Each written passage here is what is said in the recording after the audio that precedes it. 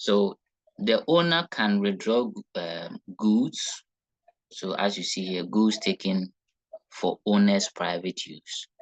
Or the owner can also withdraw cash. The same way he can or she can go into the bank account. Okay. Then we also have cases where the owner's private expenses are also charged against the firm's expense. So imagine Frank is doing a business and Frank's private building for which he is paying rent to the landlord, he brings it to the business expense and add it to the business expense. That is also another form of drawings, because it's like you are taking resources out of the business for your personal use. Because if it is rent, it means you are coming to use the business money to pay for the rent, right? The same way, the owner can also take some fixed assets for his private use, but we don't normally consider those things. So the next adjustment we are looking at is when the owner takes anything for private use. For private use. So let's look at the first one, which is goods. If the owner takes goods, okay, then we are saying that in the trading account, you will deduct it from purchases. And then in the balance sheet, you add it to drawings and deduct from capital. Dear professors, let me put in an example here and then we'll fix it in our solution so that it will make sense.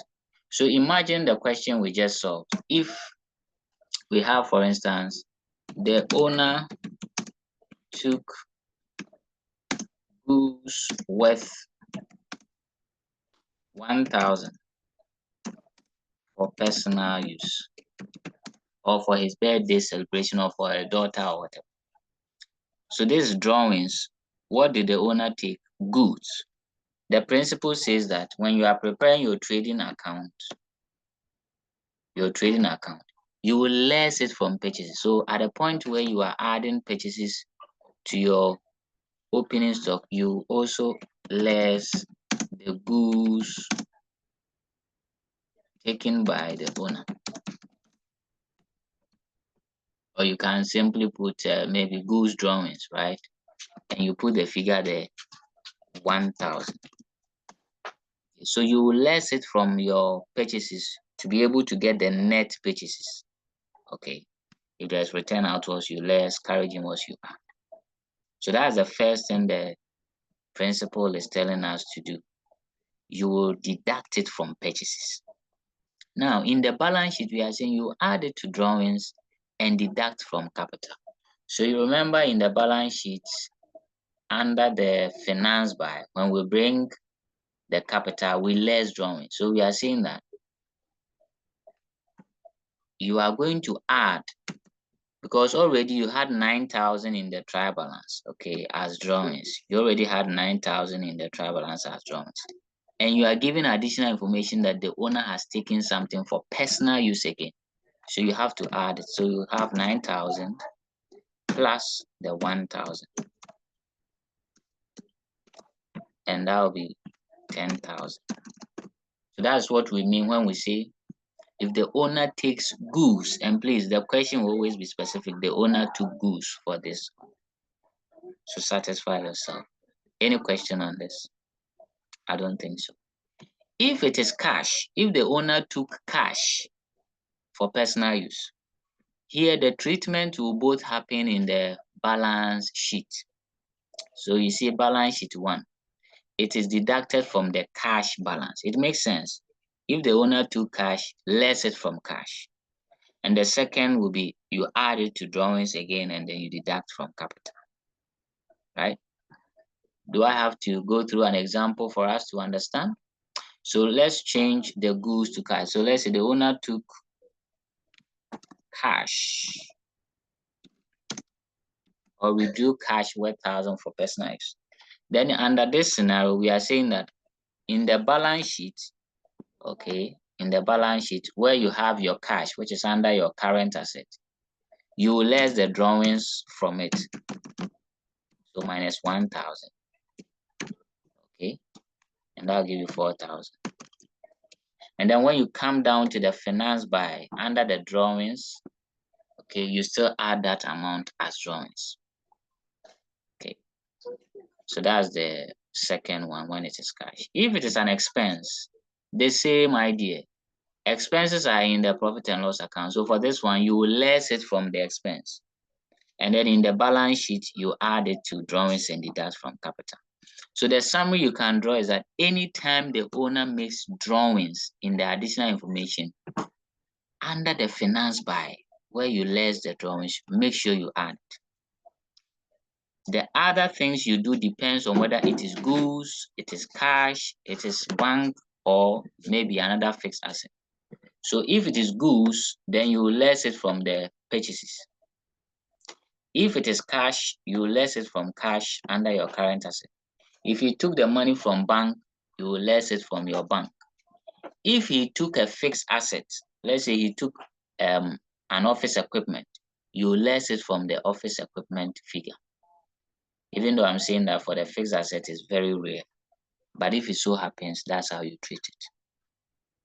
So I want to believe my professors are okay with this adjustment when the owner takes something for personal use or drawings. Okay. Then we come to the next one, which is an adjustment that students don't like very much. Provision for depreciation. Provision for depreciation. Okay. I'll just do the theories. When we rejoin the next session, we go deeper into the numbers. So when you hear depreciation, it simply means that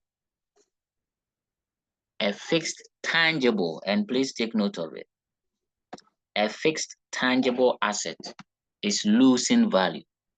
And as of now, we all know the fixed tangible asset, the asset we can see, feel, and touch, like the buildings, the furniture, the equipment, the vehicles. Okay.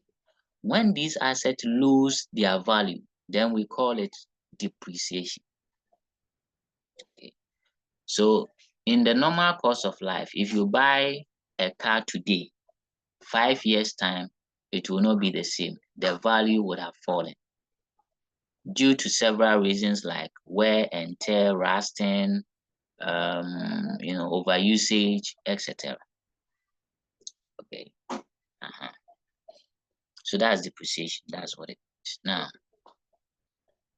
in the course of our discussion, our focus will be centered on how you treat depreciation in the final account. Okay. Now, the basic thing is that this provision for depreciation is treated as an expense because it is a charge we set against our profit. Let me give you an example. Let's say you buy a taxi or you buy a car and use it for Trotro or Uber. You see, you are using the car to make profit. So it makes sense for you to be deducting, you see, the value of the car you are using. I don't know if it makes sense. Okay, because if you make the profit, you also have to consider, say, the car is also getting wasted or is getting destroyed. So it's like you measure the portion of the car that is getting destroyed so that you less it from your profit. So that's the essence of depreciation or provision for depreciation. Now here we are going to consider two main methods. The first method is the straight line method, and the second is the reducing balance method. I would employ Prof. Alexia to read these two methods for us. To end the session, when we rejoin, we'll look at it into details. So Prof. Alexia, you have 3 minutes to read this for me. Straight line method, reducing balance method. Okay, so straight line method, where depreciation is charged as the fixed rate on the cost of the asset. Okay.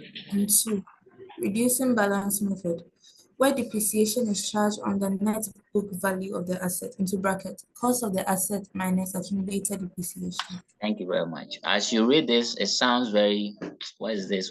So we're saying that under the straight line method, okay, the depreciation is fixed. Now, if I'm to give you an insight into depreciation, for example, if you buy a car, right, you should be able to tell that you use this car for 5 years, 10 years, 20 years. And that is what we refer to as the useful life of the asset. That's the effective years you would use the car. That is the useful life. So over the useful life of this asset, accounting will report every year. So it's expected that every year you calculate how much of that asset has been lost. Okay, now the calculation you can do using this straight line method, where a certain percentage will be given you and you have to multiply it on what? The cost of the asset. And whatever value you get, we're saying that is fixed. It doesn't change. It will be the same amount for the first year, second year, third year, until the assets, gets disposed of the business. But for the reducing balance method, for that method, the depreciation is not fixed. Okay, even though you'll be given a certain percentage, you will apply it on what we call the net book value. And the net book value is the cost minus accumulated depreciation. I'll delve more into it when we rejoin the next session. So please join me. Let's continue these interesting discussions we have. Thank you, professors. See you soon.